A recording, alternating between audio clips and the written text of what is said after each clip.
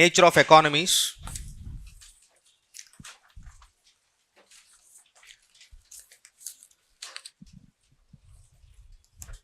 Four columns.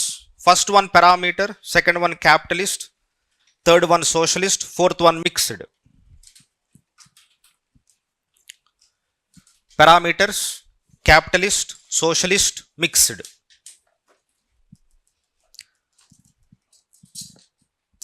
Don't write, just look at the board. Generally, this is the space of production of goods and services, right? In state or command economy, it is determined by government. In capitalist or market economy,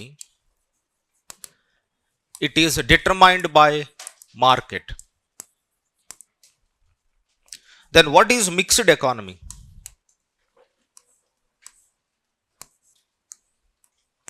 You do have presence of both market as well as government in taking economic decisions. What do you mean by economic decisions? The other day I think I've drawn a flow chart. Whenever there is conflict between resources and unlimited human wants, what is the natural consequence? Rationing. Rationing means cutting down. Rationing of resources. Who decides about rationing of resources in mixed economy? Both government and market.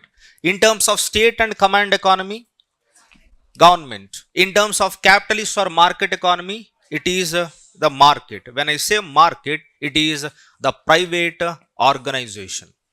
When I say private organization, most of the times we have these debates, right? Private versus public sector. What is private sector? Private sector comprises of individuals, households and firms. Whenever you hear the word private sector, you are supposed to remember these three words. What are they? Individuals, households and firms or businesses. Write down. First criteria or first parameter. Ownership of property. Ownership of property. First parameter. Under capitalist economy, write down who owns property or resources. When I say property, it means resources. Who owns resources in countries like America? Write down. Under capitalist economy, write down private sector. Under capitalist economy, write down private sector. On the other side, socialist. Who owns? Government or public sector. Government or public sector. Now, what about mixed economy? Both. Write down both public and private sector. Both public and private sector. A very interesting parameter. Pricing mechanism. Second parameter, pricing mechanism. Who determines pricing in capitalist economy? Market. Forces of market, right? What are these forces of market?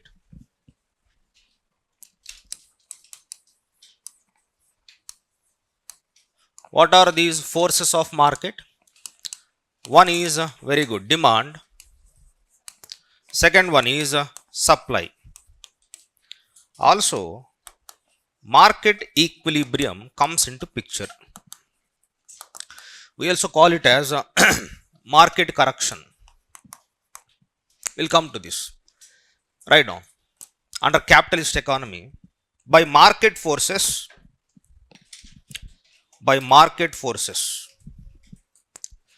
that is demand and supply. That is demand and supply.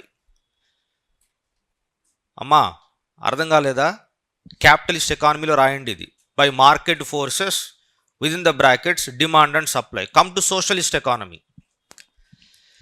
By central planning authority.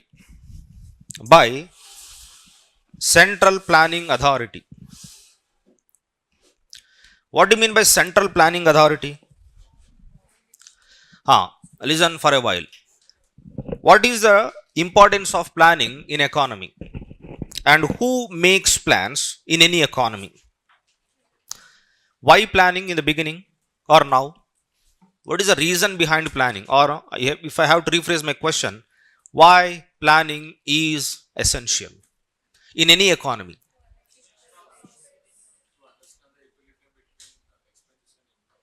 No, that is a consequence actually. You're very close. Because of two words we discussed the other day. Right, because of scarcity of resources. Imagine if there is no scarcity of resources, what is the necessity of planning? Imagine you got some filthy 10,000 crore. What do you do, Nasser Hussain? See, you are out of words, right? ఏం అర్థం కావట్లా. Why? When you are out of words, short of words, that means what? You don't have to think, you don't have to plan, you go with the flow. Whatever you want to buy, you can buy. Even you can buy few state governments also.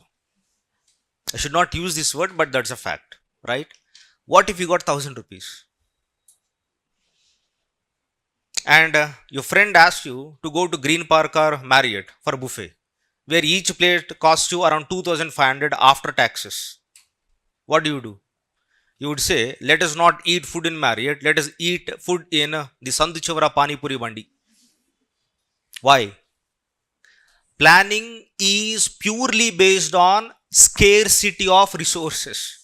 Now tell me, which country is having abundant resources? None. As a result, planning is inevitable. Very good. Which organization should be planning for scarce resource so that goods are made, distributed and consumed by its population? In capitalist economy, it is the private sector that determines planning, while in capitalist economy, it is the state government or the central planning authority. So I'll rephrase the question. In a given country, if there is central planning authority whose permission is mandatory for political units to execute their plans, can we say that country as command economy? Yes, good. Any other answer? Question అర్థం కాలేదా? If I say, నేనేం చెప్తున్నా? In a given country, there is central planning authority. ఓ కంట్రీలో central planning authority ఉంది. And within that country, there are political units, right? And each political unit has some things in their mind to spend resources. But whatever they have in their mind to spend on resources, it should be approved by the central planning authority. అర్థమైంది ఇక్కడ దాకా? Now tell me, can I call that particular country as a command or state driven economy? Yes. Yes. Last abbai. Yes. Yes. Why yes? Urke. What about India? Before 2000, mixed economy, right? Before 2014, we have something called as planning commission, and political units are state governments. And without permission or without consensus or go ahead from planning commission, can any state government spend money? How does the state government's plans got approved? By planning commission. So can we say India is a command economy? మరి ఇప్పుడే yes అన్నారు. నా question అర్థమైందా? ఏదో చెప్పండి. Yes or no? ఏమ్మా ఏమంటావు? Did you understand my question? No. అమ్మా ఆర్డరింగా? You come to me with a plan, I don't give permission, I disapprove. Then will you go ahead? You can't. Why? Based on my recommendations, financial resources are allocated to you by central government. So I'm important. Of course, I'm inevitable actually. అమ్మ India ఉందా? States ఉన్నాయా? స్టేట్స్కి plans ఉంటాయా? ఆ plans ఇష్టం వచ్చినట్టు ఖర్చు పెట్టుకోవచ్చా? స్పెండ్ చేయవచ్చా? ఎందుకు చేయకూడదు? రిసోర్సెస్ ఉన్నాయి అనుకుందాం కాసేపు, చేయొచ్చా చేయకూడదా? ఎందుకు? ఇంజనీరింగా? Which background? Come you should be knowing economy more than me. If any political unit whose plans should be approved by a central planning authority, only then resources are given or permission is given to execute their plans in any country, we cannot come to a conclusion that that particular country is a command economy. Classic example, India. ఇండియాలో 2013 వరకు, till Modi ji has assumed power in 2014, we have something called as planning commission. Planning commission should approve all state governments plans, only then central government used to release funds.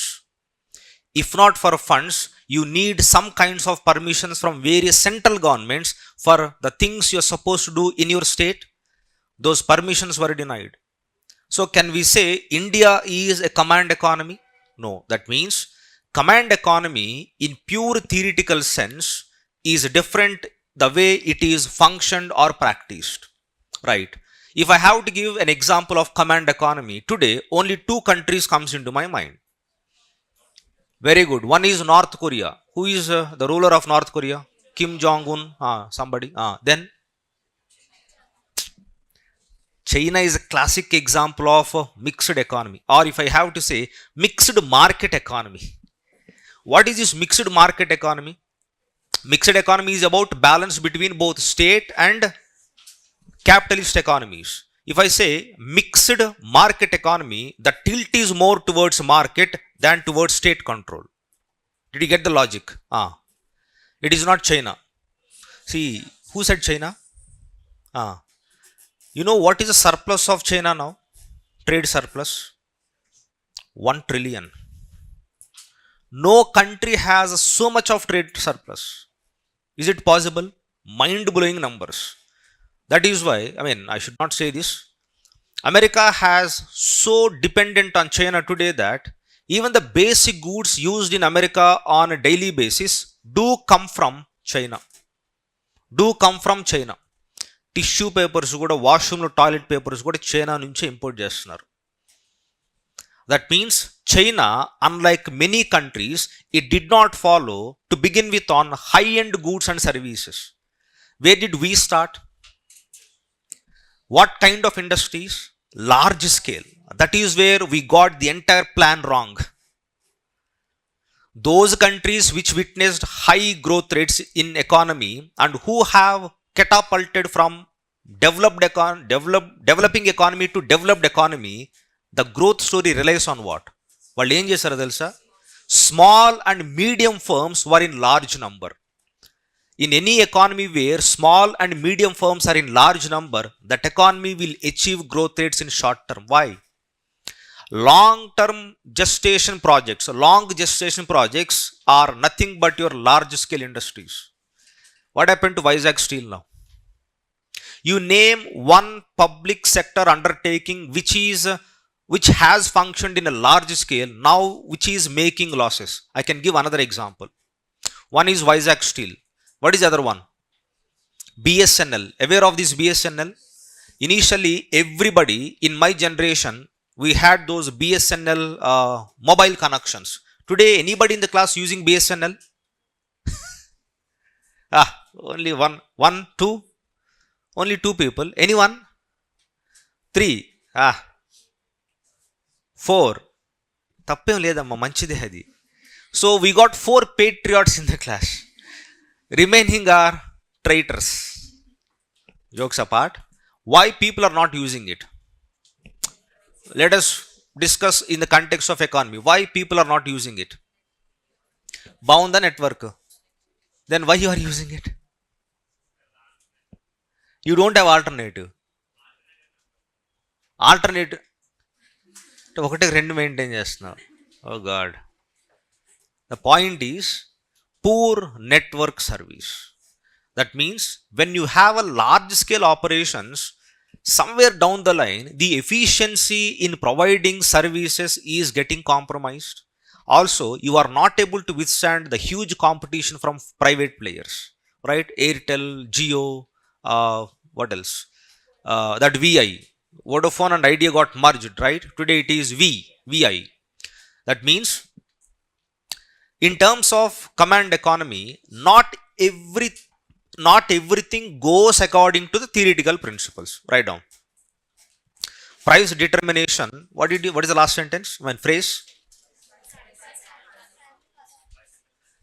Central Planning Authority. Come to mixed economy.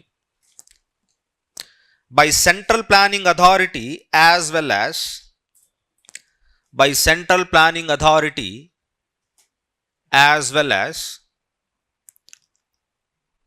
market forces.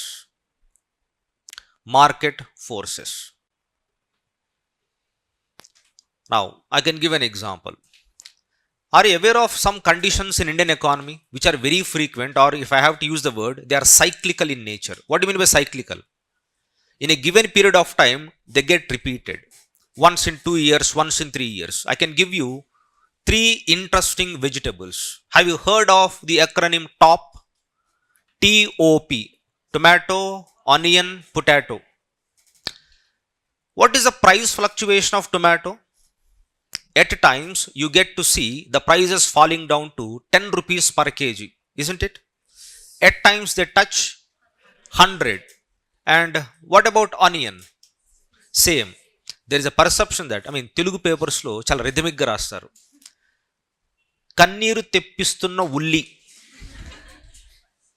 What do you mean by kanneeru teppistunna ulli? Prices crashed. That means farmers who produced onions, they are not getting even the cost of production. Say it is 40 rupees to produce 1 kg onion at the level of farmer. నేను ఫార్మర్ని 1 kg ఉల్లిపాయలు పండించాలంటే 40 rupees అవుతుంది. మార్కెట్లో price 30 రూపీసే ఉంది. So to begin with, am I not selling my crop at 10 rupees loss? So that is where I am getting loss. That is one condition at one point of time. After some time in the same newspaper, you get to see baggumanna ulli dara. That means soaring of prices of onions in the markets. What do you mean by soaring of price? That same onion has touched 120, 150 rupees per kg. Now, what do you call this? Who is determining price? I said India, and India is a classic example of mixed economy. Then who is determining price in this case? Ever determine చేస్తున్నారు price ni? Market ena? It is because of market the prices increase. Then comes the role of government. What does government do? MSP. ఇప్పుడు MSP announce చేస్తే next year కదా produce చేసేది, అప్పుడు దాకా onion తినొద్దా? What is a very general Indian cuisine? మనకు వచ్చింది ఒకటే కూర, అన్ని ఇట్టే చేస్తాం. Chop some tomatoes, chop some onions and chop some green chilli and put it and some oil, and whatever vegetable you want to put it, you then put it. Mostly idena process. That means, can I say tomato and onion are irreplaceable in Indian cuisine, right? That means these are basic goods. When basic goods prices are fluctuating, don't you think that it also impacts consumption patterns, right? Then how does government play an active role when prices are increasing at a much higher rate? Government first comes into picture and asks all the traders not resort to, what do you call that? Hoarding. What is hoarding? Hoarding is a practice. Endadi? I keep on stockpiling the product and I wait till artificial scarcity is created in the market. Once artificial scarcity is created in the market, what happens to demand and price? Increases. 50 రూపాయల KG ఉల్లిపాయ stock రావట్ల మార్కెట్లోకి. ఎందుకు రావట్లేదు? నాలాంటి middle men ఆపేశారు, godowns దాచేసా నేను, and అది లేకుండా మీరు తినలేరు. Don't you think that we are so dependent on onion? Biryani తెచ్చుకున్నా కానీ అందులో ఆనియన్స్ మంచింగ్ చేయాల్సిందే. Now, artificial scarcity was created. Is it real scarcity because of supply side constraint? Supply side constraint అంటే ప్రొడక్టే పండకూడదు. There is no product in the first place. Why? Because of bad weather or because of farmers not deciding to grow onion. But that is not the case here. Product is there, but I am not letting the product come into the market. Rather, I am saving or storing it, hoarding it. As a result, what happens? Artificial scarcity is created. With artificial scarcity, what will happen to the price? Increases. Then, once that desirable price is reached, I start releasing my stock. As a result, what I am trying to get? More profit. Farmer is not getting profit. Consumer is burning his pocket. Who is benefiting? Middleman, me. Now, government says, do not hoard onion. If you hoard onion and in sudden inspection or raid, if you are found with onion stock, we will seize your shop and send you to jail. So first intervention is government will threaten hoarders of the product not to resort to such kind of unethical practices. Short-term policy intervention. Then what happens? If not everybody, at least some people are scared of law and order, they release the product. As a result, what happens? Supply increased. When supply is increasing, what happens to demand? Relatively decreases. What happens to price? Comes down. In the short term, this is what the government does. Imagine the scarcity is not artificial. Remember, I am trying to give you a very interesting observation. Scarcity is not because of artificial hoarding by middlemen. It is really because of lack of product available. అసలు మార్కెట్లో ఉల్లిపాయలే దొరకట్లే. ఎందుకు దొరకట్లే? Let us assume a condition. Say places like Nasik where onion is cultivated predominantly. In Nasik, there were untimely rains. Before the crop comes into the market, because of untimely rains, the entire field or the product got inundated in the water. Akala varshaliki, ulli panta or whatever it is, it got abundant. What do you call that? Filled with water. Fields are filled with water, submerged. So, పాడైపోతాయి కదా ఉల్లిపాయలు, కుళ్ళిపోతాయి కదా, rotten. So, మార్కెట్లో really there is scarcity of the product. Even then demand will increase, even then prices will increase. Then in this case, what is the government's role? Government ఏం చేస్తుంది? Government uses its good offices, because Government of India do maintain trade relations with its partners and will go to Egypt, where Egypt grows onion in large scale. We'll have an agreement with Egypt and we'll get onions in containers from Egypt to India, and government is increasing supply. When supply is increased, what happens to demand and price? That is how poor and people like you and me can afford the price of onion. This is second case, right? Third case. Generally, there is no untimely natural event that led to destruction of onion crop, but somehow farmers in India are not cultivating more onion. That means farmers have expressed disinterest in growing or cultivating onion. Then how does government intervene? This is third case. Em chestadi? Government says, you produce onion, I'll give you subsidy. Or you produce onion, I'll give you MSP on it. That means somehow government will convince farmers to produce onions in more quantity in the next cropping season. Meanwhile, what happens? Whatever imports you got from Egypt, we are using that. By the time the next crop is sown, grown, and the product is in the market, we stop importing from Egypt. What do you call this entire case study? This is called maintaining equilibrium. Who are part of it? Both government and private, right? Right now. Third point, right? Third point. Motive of production. Motive of production. Motive of production. What is the motive of production? Right on, in capitalist economy, it is profit. In socialist economy, it is social welfare. Social welfare. Come to the other side. Profit motive private sector. Under mixed economy, write down. Profit motive private sector and welfare motive public sector. And welfare motive public sector.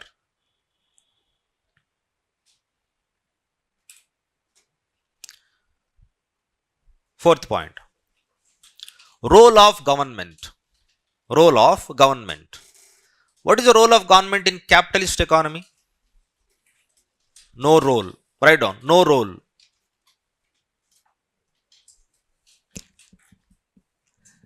In socialist economy, significant role, or you can say complete role.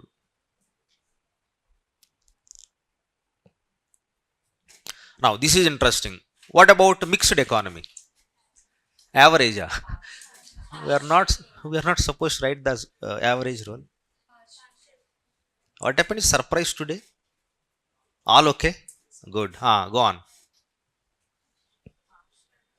No, be very specific. What is this partial? Lim- be specific. Regulations. I'll give you a clue. PSUs. PSU. Public sector undertakings, my friend. As far as PSUs, who is in total control? As far as private sector, who is in total control? Private. So what should we be writing here? Write down. Complete control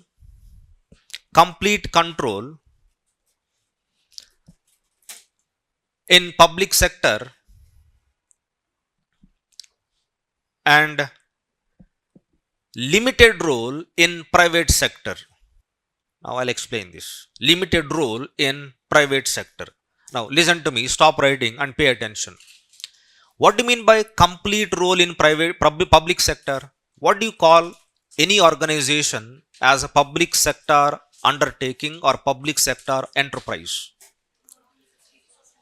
The criteria is, for those who do not know this basic, in a company or in any firm, we consider ownership as 100%.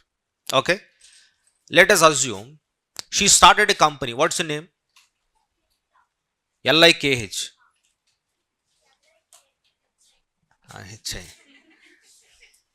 And thank you for enlightening me in spellings. Okay, good. Likita says she started a company and she did not have any stakeholders in the company, which means 100% of ownership is with the owner of the company, right?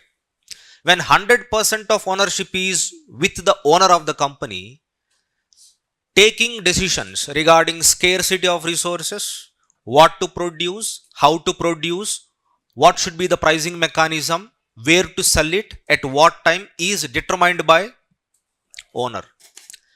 If I say she is representing government, that means government is the complete owner of that particular firm or business. Over a period of time, government want to expand, government want to invest in the company so that it can produce more goods.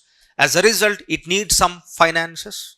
Therefore, government felt like, rather than putting taxpayers' money into expansion of existing public sector undertakings, there is better way where I dilute my ownership. From 100% of ownership, government decides to reduce its ownership by 10%. That means 10% of the company's stake is sold to Mukesh Ambani, and remaining 90% is with Government of India. Even then, who takes decisions? Government. Another 10% was sold to Adani.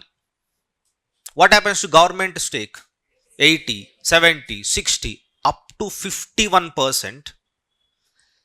Any stakeholder is having 51% or above stakes in any company, largely decision making is done by that particular firm or individual. So PSUs are those entities which are having government as major stakeholder. It could be anywhere between 51 to 100. Okay. Now, why limited role in the context of private sector? Why limited role? I can give a very interesting case study. Why limited role?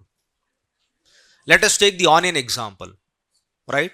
Limited role in the sense, private sector do not have complete role in decision making regarding what they produce, how they produce, and where they sell, right? Now, I'll give a case study.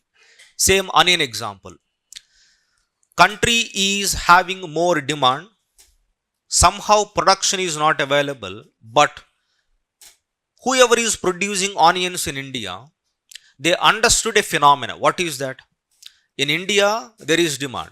Price is around 60 rupees, right? That gives me some 20 rupees of profit. Fine. If I sell my product in Indian market, I'll get 20 rupees of profit. Somehow in Europe also, onions are in great demand. If I export my onion to Europe, I might get 100 rupees profit on every kg of onion, right? So, as a seller of onion, how many choices I got? Two. One, I can sell in domestic market, get bare minimum profit. Second choice, I sell it in international market, get more profit. What is the role of government here? Because it is a very essential good, government gives a direction to me. Every trader of onion can sell 1 ton of onions outside India, remaining should be sold inside India. What do you call this? Government intervention. I got 10 tons of onions with me. Why I am supposed to sell only 1 ton outside India? Because what is the consequence if I sell the total 10 tons available with me outside India? In India, there would be large scale scarcity of onions. How should I prevent that? When I say large scale scarcity, don't you think that onion price increases predominantly? What do you call that? Inflation is very high. It is a very bad sign for economy. Therefore, how does government intervene here?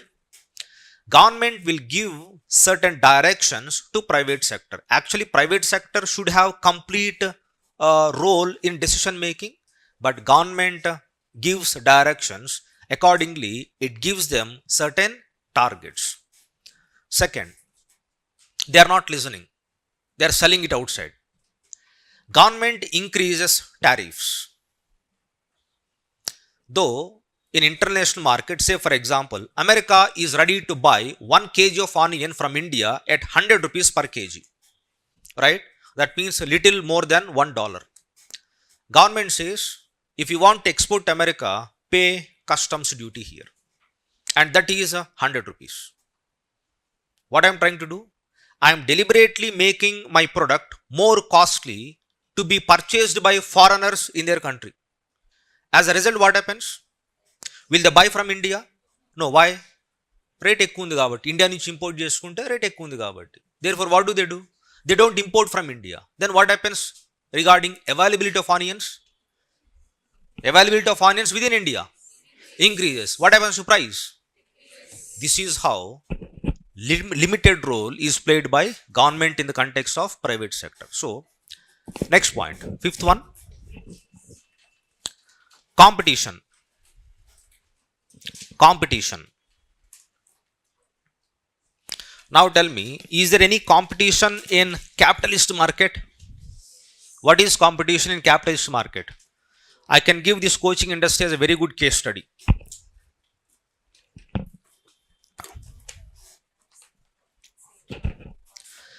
When there are two producers of the same product or two producers offering the same service to the market, inevitably there is competition. The other day we discussed about Apple versus Samsung, or we can take institutes, Amigos versus RC Reddy versus Lax versus CSB. Everybody is offering same service. What is that? UPSC coaching, right? So there will be competition, right? Therefore, in capitalist economy, we can say monopolies are rare at the outset. If you go dig deep, there are different situations which we'll discuss later. So, if I have to put it in a very simple context, in capitalist economy, due to prevailing competition, monopolization of goods or services is a rare phenomenon, right? Right now, under capitalist, write down, exists. Competition exists. On the other side, socialist. Will there be any competition? Competition ఉంటుందా socialist ఎకానమీలో? వైష్ణవి పక్కన అమ్మాయి. No. ఎందుకు? Very good. Government decides how to use scarce resource. Government decides what technology should be used. Government decides what product should be produced at what quantity, at what price, right? Right on. No competition. I mean, this is one reason why PSUs did not perform in an efficient manner in India, because they don't have competition.